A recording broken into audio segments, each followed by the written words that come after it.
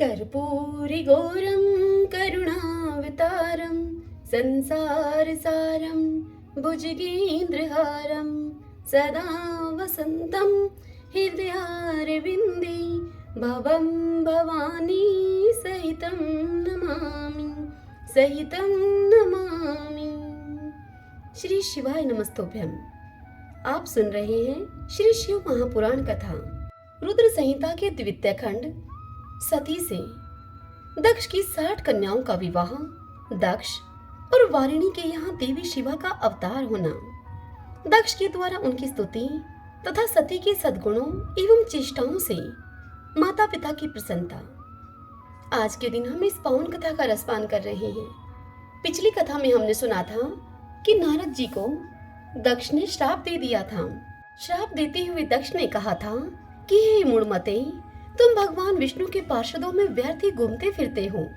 हे अधाधम, तुमने बारंबार मेरा अमंगल किया है, अतः आज से तीनों लोकों में विचरते हुए तुम्हारा पैर कहीं भी स्थिर नहीं रहेगा, अथवा कहीं भी तुम्हें ठहरने के लिए सुस्थिर ठोर ठिकाना नहीं मिलेगा। आज इससे आगे की कथा सुनते हैं। ब्रह्मा जी देवऋषि नारद जी को शिव पुराण की इस कथा को सुनाते हुए कहते हैं कि हे देवऋषि, इसी समय दक्ष के इस बर्ताव को जानकर मैं भी वहां पर आ पहुंचा और पूर्ववत उन्हें शांत करने के लिए उन्हें मैं संतावना देने लगा। तुम्हारी प्रसन्नता को बढ़ाते हुए मैंने दक्ष के साथ तुम्हारा सुंदर स्नेहपूर्ण संबंध स्थापित कराया। तुम मेरे पुत्र हो, मुनियों में श्रेष्ठ और संपूर्ण देवताओं के तुम प्रिय हो, अतः बड़े ही प्रेम के साथ तुम्हें आश्वासन देकर मैं फिर अपने स्थान पर आ गया। तदंतर प्रजापति दक्ष ने मेरी अनुनय के अनुसार अपनी पत्नी के गर्भ से 60 सुंदर कन्याओं को जन्म दिया और आलस्य रहित होकर धर्म आदि के साथ उन सबका विवाह कर दिया। हे मुनीश्वर, मैं उसी प्रसंग को बड़े प्रेम से कह रहा हूँ, तुम उसे सुनो। हे मुने, दक्ष ने अपनी 10 कन्याएं विधि पूर्वक धर्म को ब्याह दी, 13 कन्याएं कश्यप मुनि को दे दी और 27 कन्याओं का विवाह चंद्रमा के साथ कर दिया। भूत, अंगीरा तथा कृशाशव को उन्होंने 2-2 कन्याएं दी और शेष 4 कन्याओं का विवाह अरिष्टिनेमि के साथ कर दिया। इन सब की संतान परंपराओं से तीनों लोग भरे पड़े हैं, अतः विस्तार भय से उनका वर्णन नहीं किया जा सकता। कुछ लोग शिवा तथा सती को दक्ष की ज्येष्ठ पुत्री बताते हैं, दूसरे लोग उन्हें मंजली पुत्री कहते हैं तथा अन्य कुछ लोग सबसे छोटी पुत्री मानते हैं। कल्प भेद से ये तीनों मत ठीक हैं। पुत्र और पुत्रियों की उत्पत्ति के पश्चात पत्नी के सहित प्रजापति दक्ष ने बड़े प्रेम से मन ही मन जगदम्बिका का ध्यान किया, साथ ही गदगद वाणी से प्रेम पूर्वक उनकी स्तुति भी की। बारंबार अंजलि बांधकर नमस्कार करके वे विनीत भाव से देवी को मस्तक झुकाते थे। इससे देवी शिवा बड़ी ही संतुष्ट हुई और उन्होंने अपने प्राण की पूर्ति के लिए मन ही मन यह विचार किया कि अब मैं वरुणी के गर्भ से अवतार लूंगी। ऐसा विचार करके वे जगदम्बिका दक्ष के हृदय में निवास करने लगी। हे मुनि श्रेष्ठ, उस समय दक्ष की बड़ी शोभा होने लगी। फिर उत्तम मुहूर्त देखकर दक्ष ने अपनी पत्नी में प्रसन्नता पूर्वक गर्भाधान किया। तब दयालु शिवा दक्ष पत्नी के चित्त में निवास करने लगी। उनमें गर्भाधारण के सभी चिन्ह प्रकट हो गए थे। हे तात, उस अवस्था में वरुणी की बड़ी शोभा बढ़ गई और उसके चित्त में अधिक हर्ष आ गया। भगवती शिवा के निवास के प्रभाव से वरुणी महामंगल रूपिणी हो गई। दक्ष ने अपने कुल संप्रदाय, वेद ज्ञान और हार्दिक उत्साह के अनुसार प्रसन्नता पूर्वक पुष्पवन आदि संस्कार संबंधी श्रेष्ठ क्रियाएं संपन्न की। उन कर्मों के अनुष्ठान के समय महान उत्सव हुआ। प्रजापति ने ब्राह्मणों को उनकी इच्छा के अनुसार धन दिया। उस अवसर पर वीरणी के गर्भ में देवी का निवास हुआ जानकर श्री विष्णु आदि सब देवताओं को बड़ी ही प्रसन्नता हुई। उन सब ने वहां आकर जगदम्बिका का सत्वन किया और समस्त लोगों का उपकार करने वाली देवी शिवा को बारंबार उन्होंने प्रणाम किया। वे सब देवता प्रसन्नचित होकर दक्ष प्रजापति तथा वीरणी की भूरी भूरी प्रशंसा करके अपने अपने स्थान को लौट गए। हे नारद, जब 9 महीने बीत गए तब लौकिक गति का निर्वाह कराकर 10वें महीने के पूर्ण होने पर चंद्रमा आदि ग्रहों तथा ताराओं की अनुकूलता से युक्त सुखद मुहूर्त में देवी शिवा शीघ्र ही अपनी माता के सामने प्रकट हुई। उनके अवतार लेते ही प्रजापति दक्ष बड़े प्रसन्न हुए और उन्हें महान तेज से दैदीप्यमान देखकर उनके मन में यह विश्वास हो गया कि साक्षात वे शिवा देवी ही मेरी पुत्री के रूप में प्रकट हुई हैं। उस समय आकाश से फूलों की वर्षा होने लगी और मेघ जल बरसाने लगे। हे मुनीश्वर नारद, सती के जन्म लेते ही संपूर्ण दिशाओं में तत्काल शांति छा गई। देवता आकाश में खड़े होकर मांगलिक बाजे बजाने लगे। अग्निशालाओं की बुझी हुई अग्नियां सहसा प्रज्वलित हो उठी और सब कुछ परम मंगलमय हो गया। वीरणी के गर्भ से साक्षात जगदम्बिका को प्रकट हुआ देखकर दक्ष ने दोनों हाथ जोड़कर उनको नमस्कार किया और बड़े भक्ति भाव से उनकी बड़ी ही स्तुति की। बुद्धिमान दक्ष की स्तुति करने पर जगन्माता शिवा उस समय दक्ष से इस प्रकार बोली, जिसे माता वीरणी न सुन सके। देवी बोली, हे प्रजापति, तुमने पहले पुत्री रूप में मुझे प्राप्त करने के लिए मेरी आराधना की थी। तुम्हारा वह मनोरथ आज सिद्ध हो गया है। अब तुम उस तपस्या के फल को ग्रहण करो। उस समय दक्ष से ऐसा कहकर देवी ने अपनी माया से शिशु रूप धारण कर लिया और शैशव भाव प्रकट करते हुए वे वहां पर रोने लगी। उस बालिका का रोदन सुनकर सभी स्त्रियां और दासियां बड़े वेग से प्रसन्नता पूर्वक वहां पर आ पहुंची। अश्किनी की पुत्री का अलौकिक रूप देखकर उन सभी स्त्रियों को बड़ा ही हर्ष हुआ। नगर के सब लोग उस समय जय जयकार करने लगे। गीत और वादों के साथ बड़ा ही भारी उत्सव होने लगा। पुत्री का मनोहर रूप देखकर सबको बड़ी ही प्रसन्नता हुई। दक्ष ने वैदिक और कुलोचित आचार का विधि पूर्वक अनुष्ठान किया, ब्राह्मणों को दान दिया और दूसरों को भी धन बांटा। सब और यथोचित गान और नृत्य होने लगे। भांति भांति के मंगल कृत्यों के साथ बहुत से बाजे बजने लगे।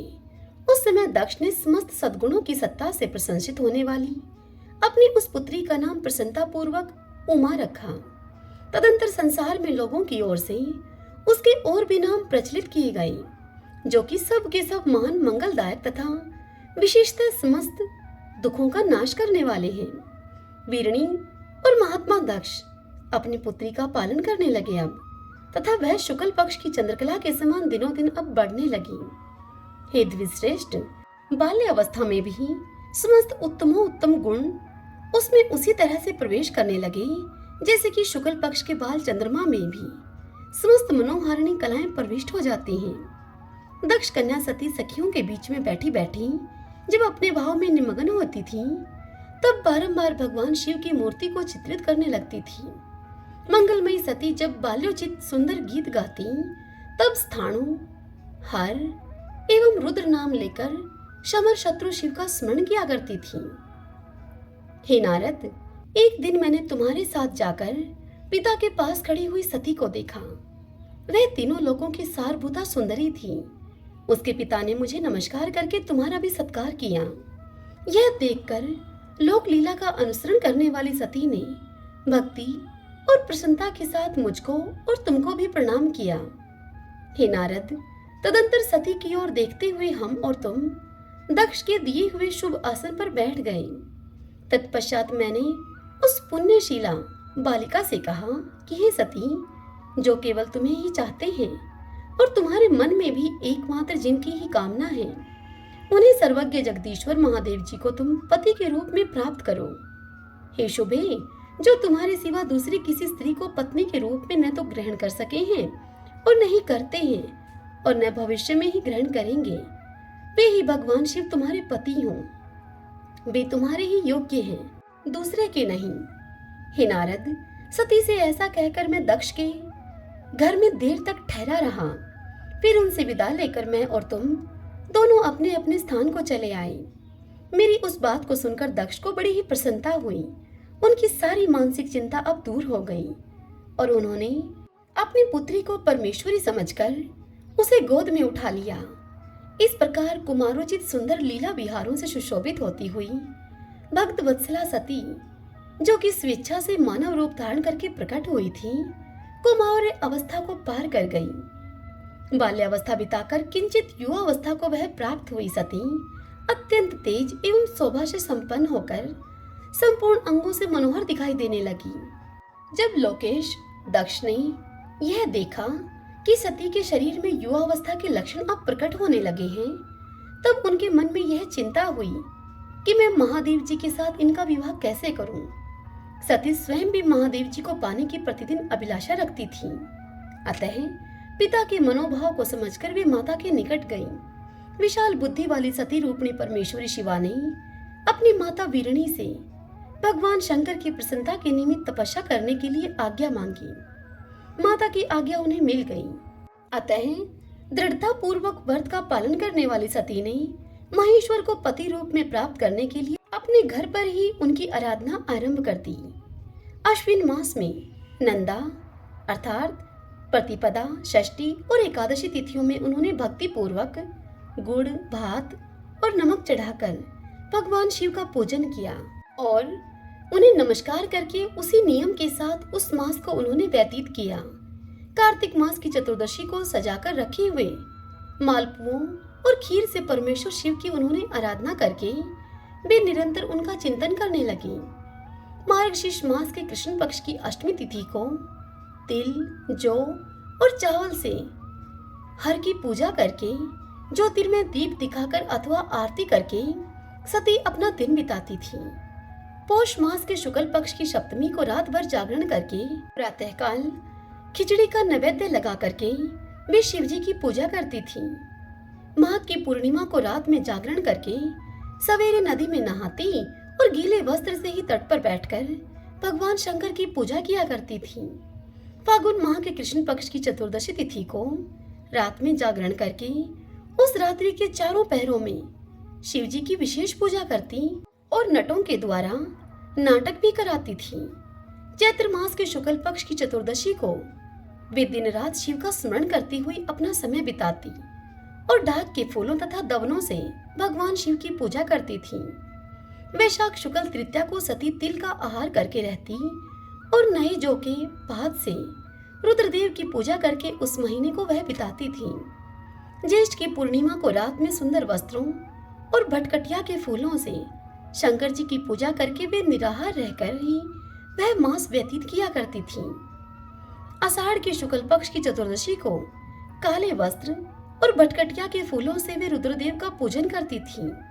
श्रावण मास के शुक्ल पक्ष की अष्टमी एवं चतुर्दशी को वे यज्ञोपवीतों वस्त्रों तथा कुश की पवित्री से शिव की पूजा किया करती थी। भाद्रपद माह के कृष्ण पक्ष की त्रयोदशी तिथि को नाना प्रकार के फूलों और फलों से शिव जी का पूजन करके सती चतुर्दशी तिथि को केवल जल का आहार किया करती थी। भांति भांति के फूलों, फलों और उस समय उत्पन्न होने वाले अन्नों के द्वारा वे शिव जी की पूजा करती और महीने भर अत्यंत नियमित आहार करके केवल जप में ही लगी रहती थी। सभी महीनों में सारे दिन सती शिव की आराधना में ही संलग्न रहती थी। अपनी इच्छा से मानव रूप धारण करने वाली वे देवी दृढ़ता पूर्वक उत्तम व्रत का पालन किया करती थी। इस प्रकार नंदा व्रत को पूर्ण रूप से समाप्त करके भगवान शिव में अनन्य भाव रखने वाली सती एकाग्रचित होकर बड़े प्रेम से भगवान शिव का ध्यान करने लगी तथा उस ध्यान में ही निश्चल भाव से वह स्थित हो गई। हे मुने नारद, इसी समय सब देवता और ऋषि भगवान विष्णु और मुझको आगे करके सती की तपस्या को देखने के लिए वहां गए। वहां आकर देवताओं ने देखा कि सती मूर्तिमती दूसरी विसिद्धि के समान जान पड़ती है। वे भगवान शिव के ध्यान में निमग्न होकर उस समय सिद्ध अवस्था को पहुंच गई थी। समस्त देवताओं ने बड़ी प्रसन्नता के साथ वहां दोनों हाथ जोड़कर सती को नमस्कार किया। मुनियों ने भी अपने मस्तक झुकाए तथा श्री हरि आदि के मन में प्रीति उमड़ आई। श्री विष्णु आदि सब देवता और मुनि आश्चर्यचकित होकर सती देवी की तपस्या की भूरी भूरी अब प्रशंसा करने लगे। फिर देवी को प्रणाम करके वे देवता और मुनि तुरंत ही गिरिश्रेष्ठ कैलाश को गए, जो भगवान शिव को बहुत ही प्रिय है। सावित्री के साथ मैं और लक्ष्मी के साथ भगवान वासुदेव भी प्रसन्नता पूर्वक महादेव जी के निकट गए और वहां जाकर भगवान शिव को देखते ही बड़े वेग से उन्हें प्रणाम करके सब देवताओं ने दोनों हाथ जोड़कर विनीत भाव से नाना प्रकार के स्तोत्रों के द्वारा उनकी स्तुति करके उनसे अंत में कहा कि हे प्रभु, आपकी सत्व, रज और तम नामक जो 3 शक्तियां हैं, उनके राग आदि वेग असह्य हैं। वेद त्रयी अथवा लोक त्रयी आपका स्वरूप है। आप शरणागतों के पालक हैं तथा आपकी शक्ति बहुत बड़ी है, उसकी कहीं कोई सीमा नहीं है। आपको नमस्कार है। हे दुर्गापते, जिनकी इंद्रियां दुष्ट हैं, वश में नहीं हो पाती, उनके लिए आपकी प्राप्ति का कोई मार्ग सुलभ नहीं है। आप सदा भक्तों के उद्धार में तत्पर रहते हैं। आपका तेज छिपा हुआ है। आपको नमस्कार है। आपकी माया शक्ति रूपा जो अहम बुद्धि है, उसके आत्मा का स्वरूप ढक गया है। अतएव यह मूढ़ बुद्धि जीव अपने स्वरूप को नहीं जान पाता। आपकी महिमा का पार पाना अत्यंत कठिन है। हम आप महाप्रभु को मस्तक झुकाते हैं। इतनी बात बताकर ब्रह्मा जी नारद जी से कहते हैं कि हे नारद, इस प्रकार महादेव जी की स्तुति करके श्री विष्णु आदि सब देवता उत्तम भक्ति से मस्तक झुकाए हुए प्रभु शिव जी के आगे चुपचाप खड़े हो गए। हरि ओम तत्सत। श्री शिवाय नमस्तुभ्यम। आज की यह कथा यहीं पर पूर्ण हुई। इससे आगे कल की कथा में हम सुनेंगे ब्रह्मा जी का रुद्रदेव से सती के साथ विवाह करने का अनुरोध करना, सती को शिव से वर की प्राप्ति तथा भगवान शिव का ब्रह्मा जी को दक्ष के पास भेजकर सती का वरण करना।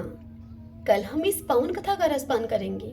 कल की कथा बहुत ही आनंदित करने वाली है, इसलिए ठीक 8 बजे अपने फोन को खोल लीजिएगा और इस कथा को अवश्य सुनिएगा। आशा करती हूँ आज की यह कथा भी आपको पसंद आई होगी। यदि ऐसा हो तो इस वीडियो को आप लाइक करें और कमेंट सेक्शन में हर हर महादेव लिखिए। श्री शिवाय नमस्तुभ्यम।